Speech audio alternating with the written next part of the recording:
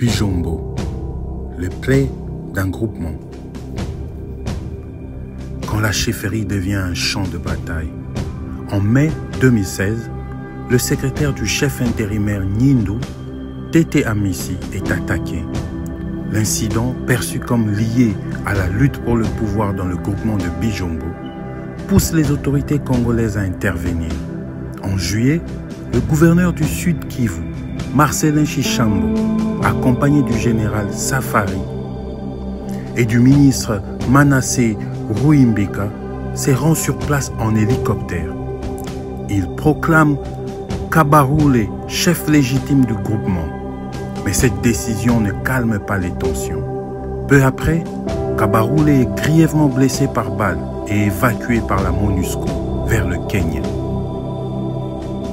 Malgré l'installation officielle de Kabaroulé, les Bafuliru, Banyindu et Bavira refusent de reconnaître son autorité. Ils soutiennent Tete Amisi, nommé par les Mwami de Bavira. En réponse, les Banyamulenge rejettent l'autorité du Mwami et annoncent qu'ils se référeront désormais directement au territoire d'Uvira. La crise s'aggrave avec la création de nouveaux villages par les Bafuliru et Bayindu, visant à soustraire leur population à l'autorité des chefs Banyamulenge. La tentative d'intégration de groupes armés en 2011 échoue. Le FRF est le seul à intégrer pleinement le FARDC, créant ainsi un déséquilibre militaire sur le haut plateau. Les bataillons dominés par les Banyamulenge lancent des opérations contre les Mai Mai, provoquant une remobilisation générale. La situation empire lorsque le FARDC retire leurs troupes pour le processus de régimentation, laissant un vide sécuritaire.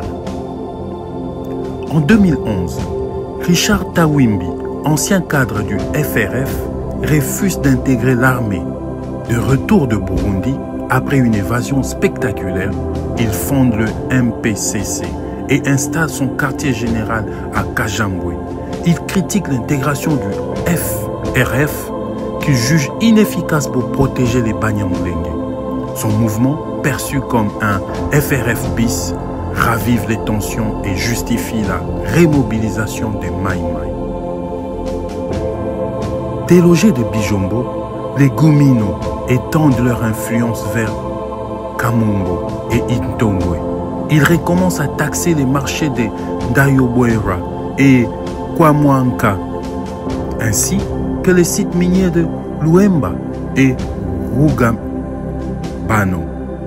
En parallèle, le groupe Twirwaneho réapparaissent tandis que le Mai Mai Fuliru et Nyindu se réorganisent autour de Masango et Marungu.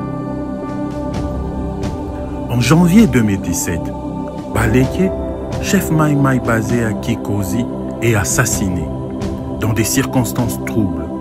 Les Fuliru accusent les Banyamulenge, tandis que le Banyamulenge donc, soupçonne une rivalité interne entre Bafuliru.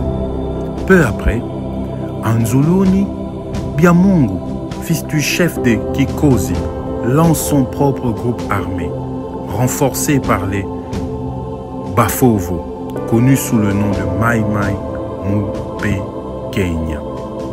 Ainsi, depuis presque 30 ans, 3 décennies donc, dans l'est de la RDC, de groupes ethniques cherchant à régler de conflits d'ordre territorial, des disputes de pouvoir, ont jugé bon d'avoir recours aux armes.